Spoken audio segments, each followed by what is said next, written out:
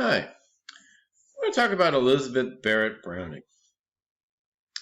Now, Elizabeth Barrett Browning has an interesting life story, right? And the editors of the Norton Anthology do a very nice job of portraying that. So, she, of course, was Robert Browning's wife. Very interesting story about their love affair.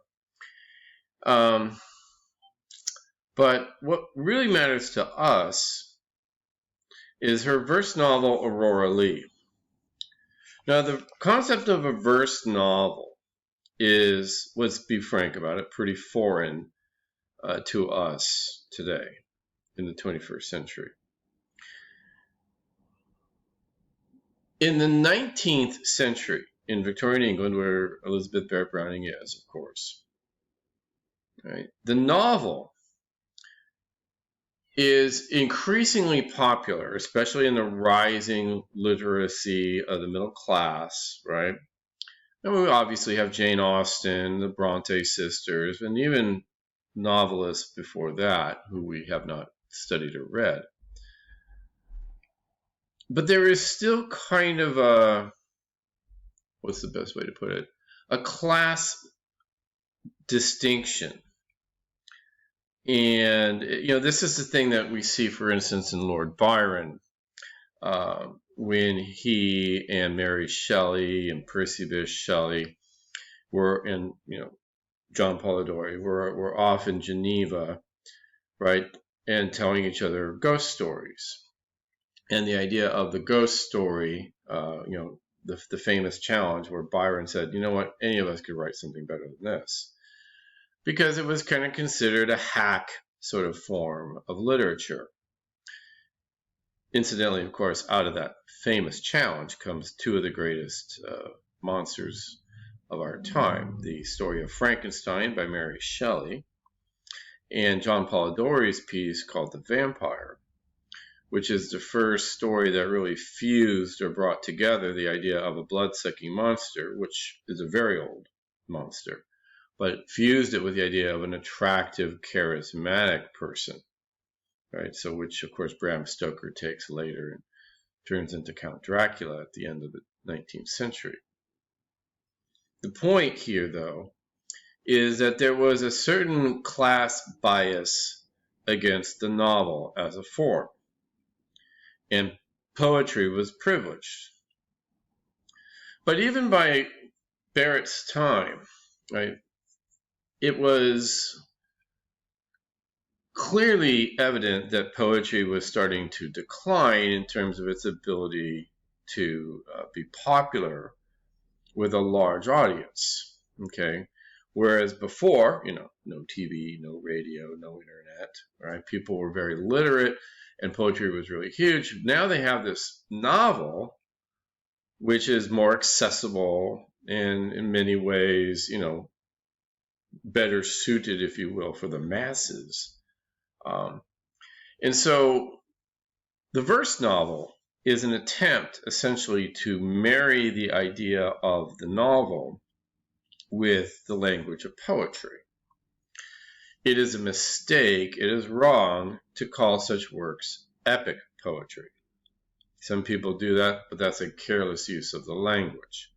Epic poetry is a very distinct type of poetry. It is long, but it does not hold together in the same way that a novel does. Its purposes and intentions are very, very different.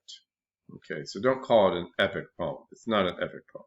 Okay, it is more properly termed a verse novel. And it has the concerns of a novel, right? Character development, often, especially in this time, looking at Jane Austen, for instance, kind of domestic ideas, right? Who's going to marry whom, that sort of thing, right? So the story of Aurora Leigh takes advantage of that. Now, you only have a brief passage of Aurora Leigh in our textbook. I have an actual copy of Aurora Leigh in my office. Should someday we be back from COVID, you can drop by my office and see it. It's about 300 pages long. Yeah, I'm not kidding. That's a pretty long poem, right? It's not necessarily overly long for a novel, but boy, for a poem, that's pretty long. So Elizabeth Barrett Browning is trying to create this story, a novel type story, and put it into lines of poetry. Some people thought it was a fabulous idea. I was never sold. Her husband did it. I'm reading the book. Lord Tennyson did it, The Idylls of the King.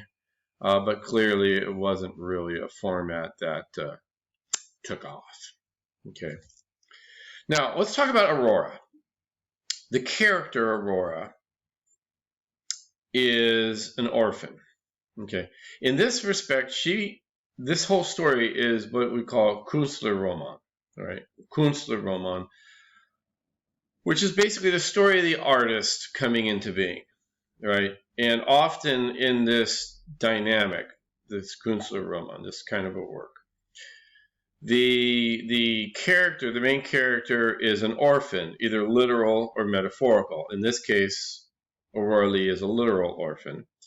If you look, for instance, at James Joyce's portrait of the artist as a young man, which someday hopefully you get an opportunity to read, Stephen Dedalus is not literally an orphan, but he separates psychologically from his parents. He feels very much alone and not a part of the family that he grew up in. Okay. Elizabeth Barrett Browning also works with a kind of a stereotype of the differences between Northern and Southern Europeans. The Northern Europeans, i.e. English, Scandinavians, Germans, so forth, right, are cold. They're not just freezing cold because it's cold weather. They're emotionally cold. They're withdrawn. They're less demonstrative. Southern Europeans, like Italians, Greeks, Spanish, and others in around the Mediterranean, whoa, they're more lively. Drink a lot of wine, party, have big families, right? Do lots of fun things. Maybe not make as much money, but having a better time living. That's the kind of dynamic that Elizabeth Barrett Browning is very aware of, and she uses it as a cudgel to hit the British, to hit the English in particular, right? Now, the beginning of the passage in our textbook, which is from book 1, but is not the very, very beginning of the poem because it begins around line 250. Actually 251, says, then land, then England, oh, the frosty cliffs looked cold upon me. The frosty cliffs are the cliffs of Dover. If you've seen the video I made of Matthew Arnold's Dover Beach, I talk about that. The cliffs of Dover also appear in King Lear by William Shakespeare. They are literally cliffs, right? They are on the beach. They are the closest point in England to France, right? And they are big and white and very forbidding. It's where the invasions usually occurred, whether people were invading from France coming across to England or the English were launching to invade France, right? By the way, this is what threw Hitler off. He kept on waiting for an invasion to come from Dover on D-Day. Thank goodness he was an idiot, right? But here, she says the frosty cliffs. The cliffs are literally white, but they're not frosty in the sense of snow-covered, right? But it's an emotional feeling. So young Aurora, just a child at this point, has lost her mother and then lost her father. Her father is English, her mother is Italian. Because her father has died, she must now leave Italy and travel to England to be raised by her father's sister, her aunt. Okay.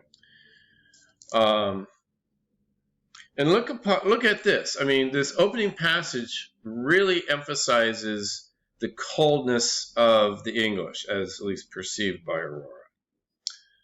Could I find a home among those mean red houses through the fog? A fog is always, of course, a sign of confusion, chaos. You know, when there's a fog of war, right? You don't know what's going on.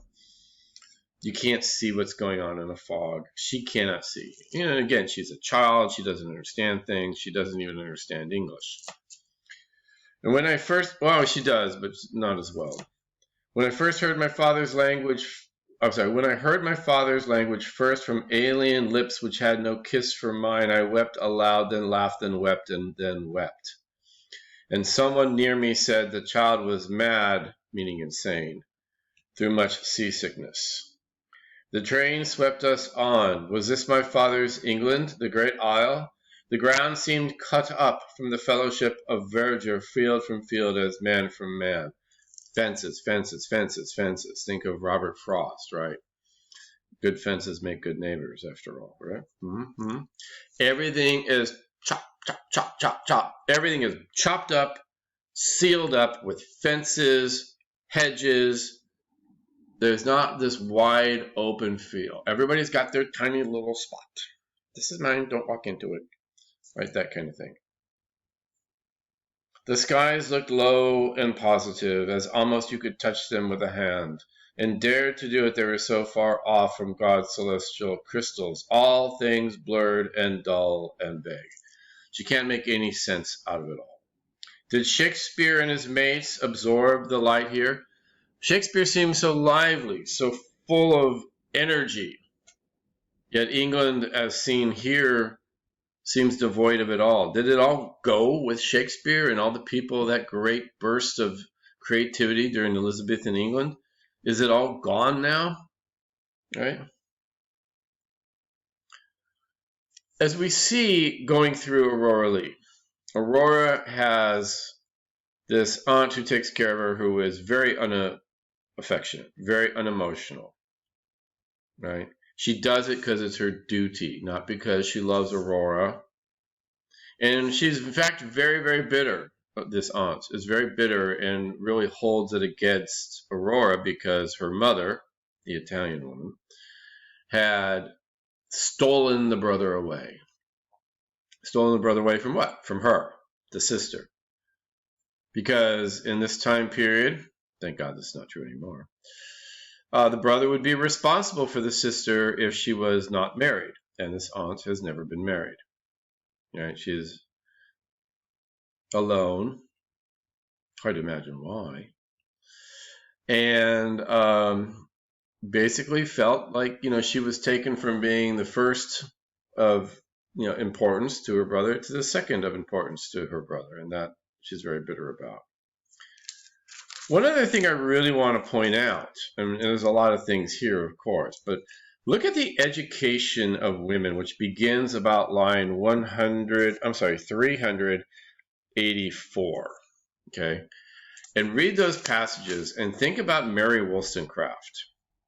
Think about Mary Wollstonecraft and what she said about the education of women, and in particular the flaws of it, and the education that Aurora Leigh is undergoing just a few decades later. It is an education designed for what? I want you to think about this. What kind of education is this preparing this Aurora Leigh for? And what can she do with this? Right?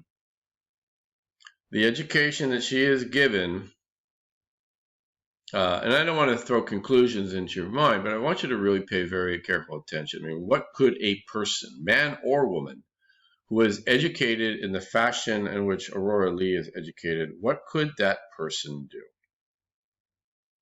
Whether educationally, professionally,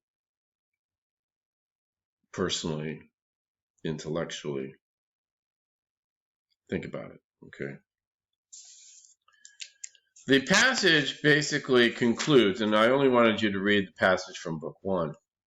The passage basically concludes with Aurora Leigh looking, quite frankly, not well. And the friends of the aunt who come to visit her say that Aurora Leigh doesn't look well and that she will not live long. And that very prospect makes her feel happy. But of course, we know by definition of the fact that she is the narrator of her own story that she can't commit suicide or die so young, right? There's going to be more going on than just that. Enjoy.